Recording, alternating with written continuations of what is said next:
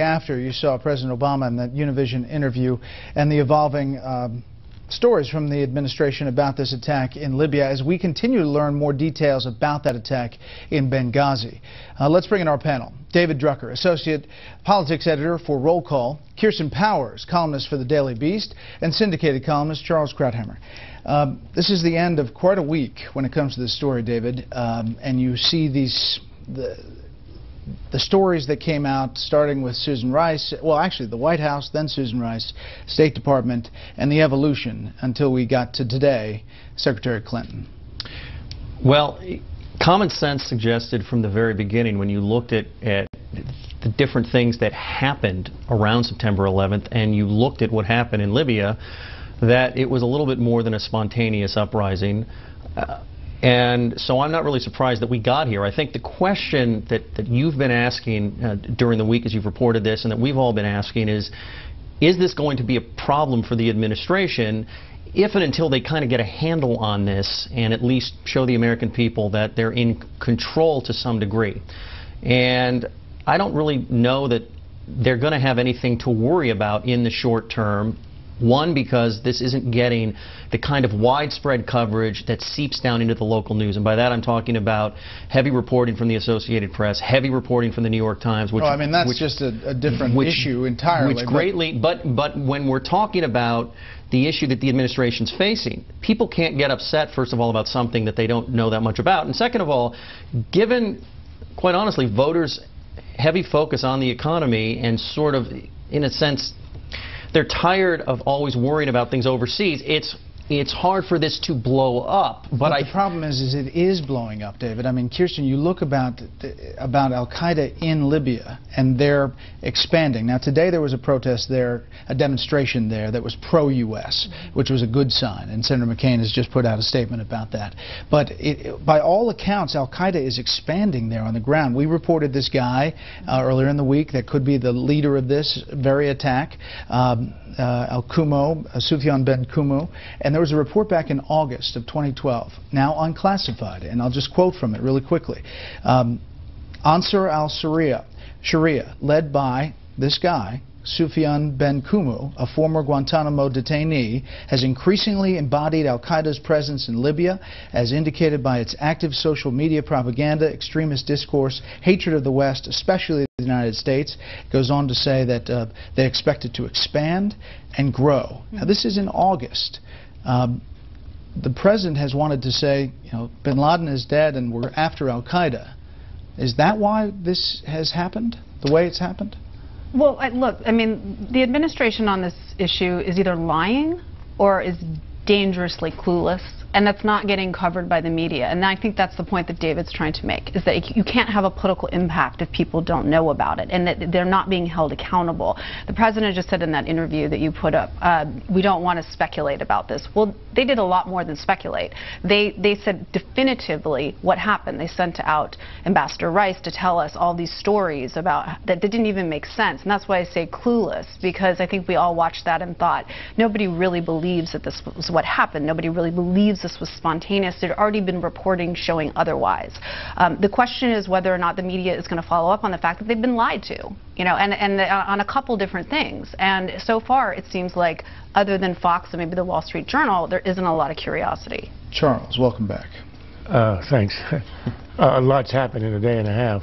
Look, I think this is a scandal at many levels. Obviously, at the level of on the ground, what happened in Libya, the lack of warning, the lack of intelligence, the lack of communication, the lack of response, in and of itself is going to be a scandal as the details are coming out.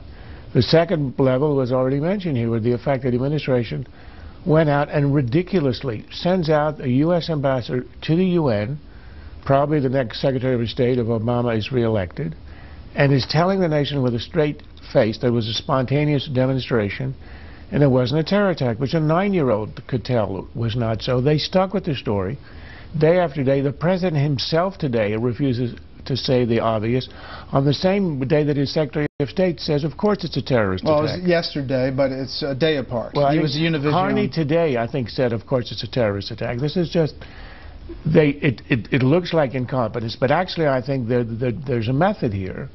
And the idea is you want to pretend it's something else, hope it goes away. And the reason is that the administration understands what it won't say, that this really is a symbol of the collapse of the policy that Obama initiated of accommodation and apology in the Muslim world.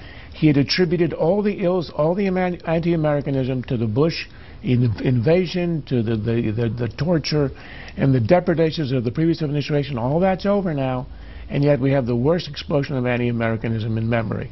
And this is a collapse of a policy that they cannot admit, they have to pretend isn't happening, and that the press is collaborating and suppressing. Either it doesn't understand or it doesn't want to harm Obama. David, the administration is coming to the conclusion that the Benghazi attack was not specifically about the video. There are other protests and demonstrations around the world that are about that video, including in Pakistan today, which turned very violent, at least in part, about that anti-Islam video.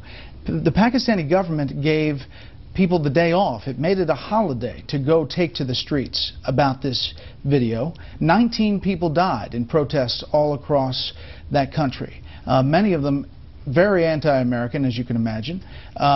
What about that from our ally that we provide billions and billions of dollars to Pakistan? Well, this is the precarious situation that we've often been in trouble spots, and in this part of the world in particular, which is our allies are nominal in that they don't necessarily support us, but they need us. We don't necessarily support everything they're about, but we need them. But I think what this shows is that the administration doesn't necessarily have a handle on how it intends to keep the relationships we need to keep the region calm. They don't necessarily have a handle on how to do that. And finally, I'd say that post-Iraq and post-Afghanistan, there is less support in Congress for the idea that this is just necessary foreign aid that we provide than I have ever seen.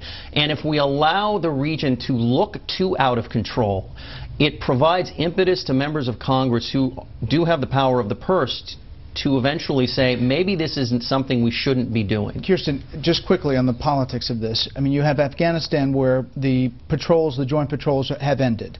The surge. Are out, and the biggest attack on U.S. forces, a base, just happened this past week. You have this explosion of protests all around the world. You have Libya, which seems like Al-Qaeda is gaining in strength. This doesn't seem like foreign policy is working. Is this not a big issue in this election now? It's a huge issue, but I'm really skeptical that it's going to be covered. It's the most important issue, according to Obama. If you watch the DNC, it was all about foreign policy. Let's have a debate on foreign policy.